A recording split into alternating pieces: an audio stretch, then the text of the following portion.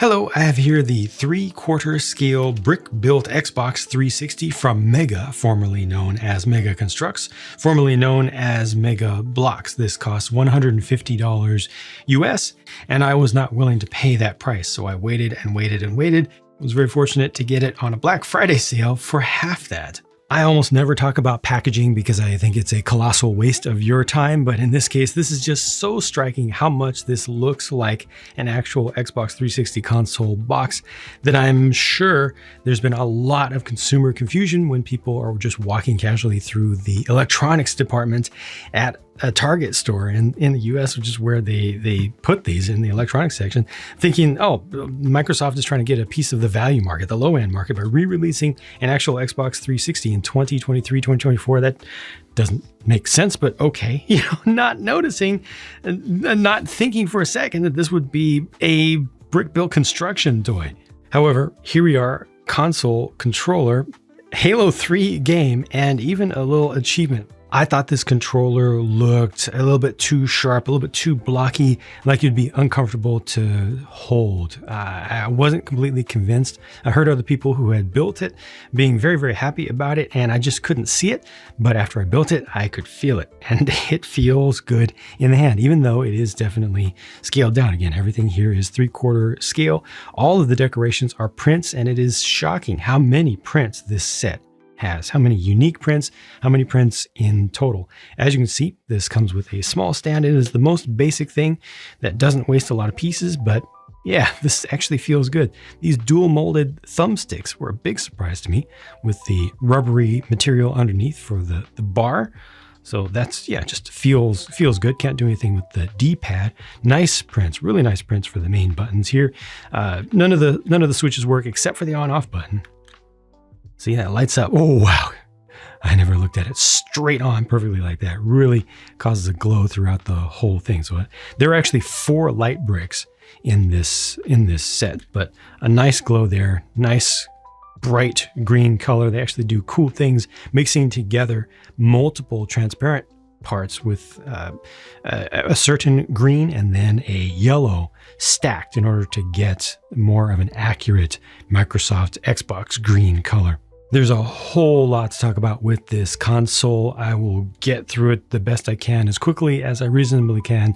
Please bear with me. Yes, you're seeing chrome right here, genuine electroplated parts. Again, everything that looks like a decoration is a print. There is some color variation in the whites especially. I'll talk about that some more. I'm not happy about it, but the shaping of this is fantastic. I mean, these very, very subtle curves here and the very, very subtle X pinching to the center, showing the ports. It doesn't come with any cables or anything to hook up to the ports, but again, the printing all the way around from every single view. Does not have a camera unfriendly view, has a hard drive up on top, which is a removable piece as well. Now the stuff underneath there, not so good to see, but it's nice that you actually build that separately. And again, actual chrome right there on top of the parts.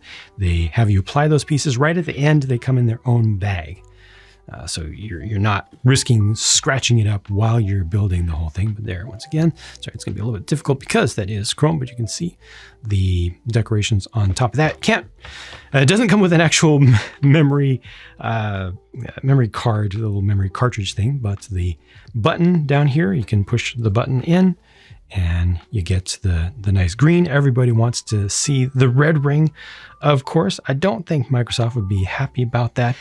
You can also put it on the side like this, the way that will cause it to heat up a little bit more. They got the little pads to represent that. And to get to the inside, this is the big deal. This is where most of the goodness of this actually comes in, is stuff you don't even see from the outside. That's what this little green thing is here. Take a closer look at that. So it just sticks up a little bit above the surface, and what that's going to do when you push it towards the center is going to pop the side. See, pushes this out, which then allows you, now we've got some stuff going on, which then allows you to take this panel off, which then allows you to take this panel off. And now you see where your money is supposed to go. That $150 US retail price goes into all of this stuff. So you really need to open it up to appreciate what is here in total. I'd say to get the maximum value out of this, to see what you've actually paid for, to see what you've actually put into it, it's best to leave this open, or at least the lower panel open or something like that. Maybe come up with just a little cellophane cover so it's not filling up with dust. But there's just so much of the entire set is here, and most of the time just hidden away. They simulate some individual components on the PCB, which is of course green. You've got another light brick behind this. This is actually a transparent red bit there to represent the laser for reading the disk. This is able to move to the side a little bit, and when you do move it, it activates another light brick down here, which shows that it's actually Cortana on her chip that is powering the whole thing, the integrated CPU, GPU main power unit down there. You got a huge heat sink off to the side, and I actually personally had some trouble getting these copper pieces to be correct, the piping pieces there to be correct, because when you activate the light there, the Cortana, when you move this down, it's moving that whole thing just a little bit, this whole subassembly here. And so these all need to be free. So you just have to be careful, make sure that they're not chafing against anything. I like these fan blades over here. They're not symmetrical. I don't know if it's the most accurate thing, but general overall arrangement of things in here is pretty good. And it took a long time to put this together. It's some serious build experience involved in that. It involves a lot of pieces that are either unique to Mega or at the very least not available from the leading brand, or that Mega has had for many years before the leading brand got around to adding them to their catalog. All these very, very useful, reusable pieces that let you do interesting things. I mean, even just that little ring piece right there that adds a little detail to the edge. They've got the fingered style of hinge pieces in different sizes and shapes. Of course, Mega has different sizes and shapes of interesting direction changing parts. They've got studs on both sides of plates. They've got angled, like studs on the side pieces, but with an angle, so it's not always 90 degrees. They've got stuff that allows you to avoid the difficult math of 1/2 plate offsets and to just put things exactly where you want them to be. So it was cool. It was definitely cool putting this together, but did have some quirks and some areas of a little bit of difficulty where I had to, no, maybe not the most difficult, but a little bit of hassle where I had to be a little bit careful, go back and make sure there was enough clearance once I figured out how everything was going to go together in the end. Not bad, but just not the most smooth experience it could have been. The 3/4 scale Halo 3 game box is arguably one of the most interesting things in the set. Lots of nostalgia for this, and the production value is stunning. It's so good. You can see that this is original graphics, so they've gone with Mega Construct's versions of everything in this, integrated into original style of scene, even back here. And just there's just the quality of the print is fantastic. Although I do see that I scratched it right there. Oh no, that's my fault. It did not come like that. I did that. Dang it. Okay, so it could use some lamination, I see. The more you know, just notice that. That's too bad. But I think it actually looks better than the original game did, because the original game would have the additional lamination over the top, which would give you a lot of glare and kind of that wavy kind of look here. You're just looking at it directly, but obviously there's a trade-off to that. But this looks really good, and you can open it up, and inside of there, is there a disc? Yes, there is a disc. The way that they did this in order to get the nice prints is they did use specialized pieces, some large book-like pieces to make that all work. You build the hinges and the gap in between, and use just a couple pieces to hold on to this specialized disc piece as well. And then you can remove that. This does not have the shine on the other side, unfortunately. So you're not seeing any iridescence back there. That would have been deluxe as heck, but this looks fine enough. This feels right enough. And then there's the disc tray. Can you put the disc in the disc tray? Well, yes, you're supposed to be able to. Step number 234 in the instructions, I believe, is incorrect, where he adds these 2 studs right there, 2 open studs. I think it only needs 1, because when I look at visual pictures, like that looks like it only has 1, and you definitely need to have more space for this to be able to move down. I can force it in there, but I think it needed to have less offset there to make this work properly. A small thing, but I'm just not going to tear it apart right now. I wanted to show you that that does seem to be a flaw, and I believe I did build it correctly because I've quadruple checked it. The very last thing you build is this little achievement, which was a wonderful, wonderful surprise for me because I didn't watch any reviews before building this, so I didn't know that this was going to be there. I also didn't look obviously too closely at the detailed pictures of it because I was just so enthralled by the Xbox itself and the interior details. But once again, just prints for this, a simple little thing, but a very nice nod. Before I look at the spare pieces and then summarize, I did want to come back to the issue of quality because I don't like the fact that that is more yellow. This is darker over here. You can see variation. If you look carefully, I know that's coming through on camera. I know you can see the differences there, and that's unfortunate. That's not something that I ever want to see, especially on something that is clearly supposed to be all one color. It was really important. You can see some variation in here as well. Wait, did I put this Xbox, did I put that one on upside down? Is that wrong? I think it is, isn't it? Yeah, I put that on upside down. Gosh dang it. All the comments are going to be about that. Oh, well, I just have to own it at this point. But yeah, that quality, that inconsistency is unfortunate. You know, it's like a little bit of pre-yellowing of some of the parts. I have not experienced yellowing with Mega Constructs parts over the 10 years that I've been reviewing their stuff so far, but this is from the factory like that. The prints are very good. I really didn't have any issues with the prints myself. The part quality is about as good as it's ever been from Mega, which is not the best. Some things have, slightly different tolerance. When they go together, you get slightly different warp than you might expect, or a little bit of inconsistency in edges.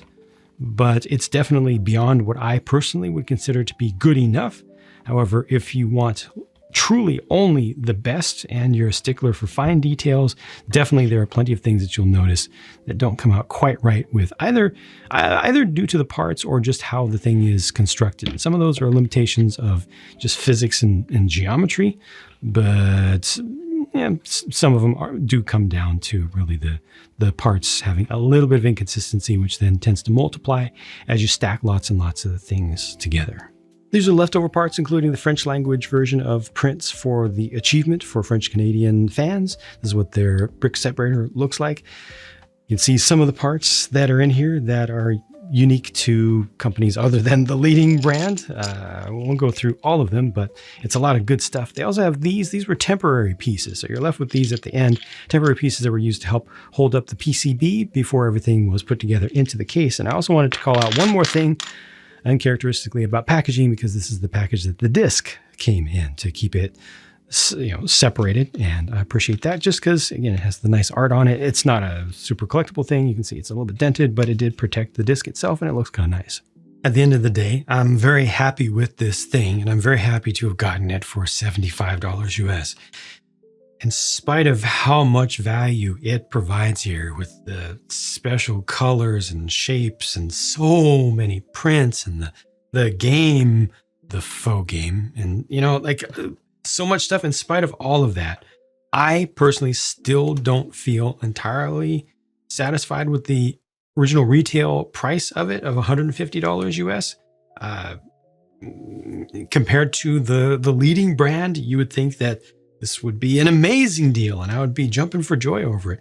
But the reality is, for me personally, as an Xbox player and fan, someone who had the Xbox 360, I like this for the fact that it has that nostalgia effect, and I would love to have it on display. The fact that it is brick built is a nice novelty. It's definitely a very nice novelty, but after I put it together, I get it.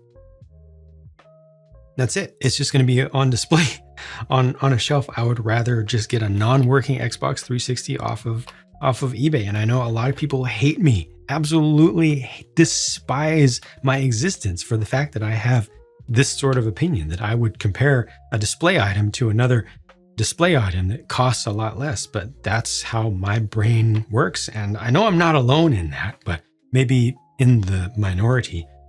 I'm going to have something on display. I would rather pay a fraction as much to get something that technically, looks better because it's the real thing, than to get a brick built version. That said, again, this itself as a brick built thing was pretty fantastic. It's too bad that it does have some quirks, especially with quality, especially with the color. That's absolutely the worst thing. The lack of color consistency is a disappointment just from different batches. But design wise, it had some quirks in the build as well, but finished product is great. And the prints are just out of this world. The lighting things are nice, but they're temporary. You push a button, it comes on for a little while, it turns off. If I could hook it up as is, add my own USB plug to it or something, hook it up. You can do it custom, but I mean, you have to really dig in there, start cutting stuff apart. If I could hook it up to a permanent power source, then that would be really cool to be able to have the lights on at all times. But yeah, as it is, $75, great. $150. I understand the price completely, but I still would not have paid it. And I didn't pay that. I held off. So thank you for watching this. Hope this brought some kind of value to you. Maybe not, or at least you got some entertainment out of seeing the thing, and I'll talk to you again soon.